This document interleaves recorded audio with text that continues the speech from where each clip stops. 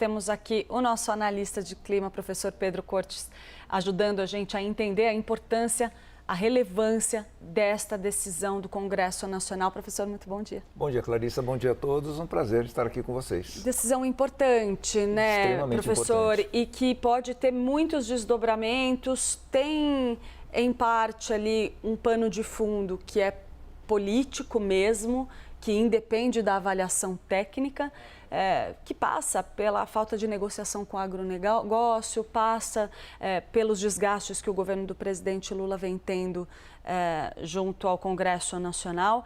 Mas, no fim do dia, o que vale para o meio ambiente, para o Brasil, para as pessoas? Porque o impacto dessas decisões são muito grandes, né?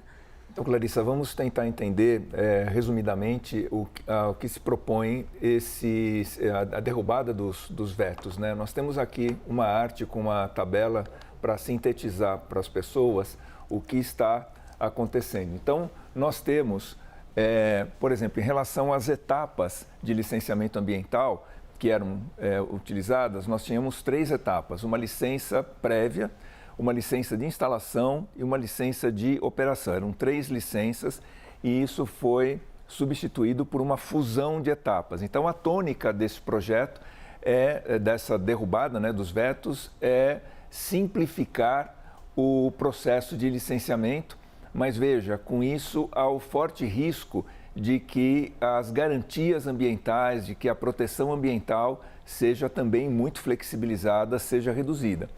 Nós temos a possibilidade do licenciamento acelerado, que antes era inexistente, e agora o Poder Executivo Federal é que vai decidir quais são os ramos de atividade que terão essa possibilidade de um licenciamento mais acelerado. Das etapas, nós utilizávamos o estudo de impacto ambiental e o relatório de impacto ambiental como itens obrigatórios, e agora isso é substituído por um estudo simplificado. Uma mudança importante: os pedidos eles não tinham prazo para tramitação e passam agora a ter um prazo. Se não houver deliberação durante esse prazo, haverá aprovação por decurso, né, de prazo. Então, é importante aqui, nós temos uma questão importante para mencionar, que essa demora, muitas vezes, na aprovação dos projetos de licenciamento ambiental se deve a 2 fatores fundamentais. Um deles é que muitos órgãos ambientais, embora por lei possam ter um determinado número de técnicos, o orçamento não permite que haja essa contratação. Então, muitos órgãos ambientais acabam trabalhando com uma equipe inferior ao que seria necessário. Obviamente, isso gera um congestionamento, faz com que os pedidos tramitem mais lentamente. Uma outra questão é que quem assina, né, uma autorização ambiental acaba respondendo como pessoa física por essa autorização. Então, é muito comum que técnicos sejam interpelados pelo Ministério Público, ou mesmo acionados na Justiça, né, pelo Ministério Público, tendo em vista questionamentos sobre decisões que foram tomadas. No jargão, se fala assim: olha, a partir do momento que eu assino uma autorização, né, um licenciamento, eu respondo com o meu CPF.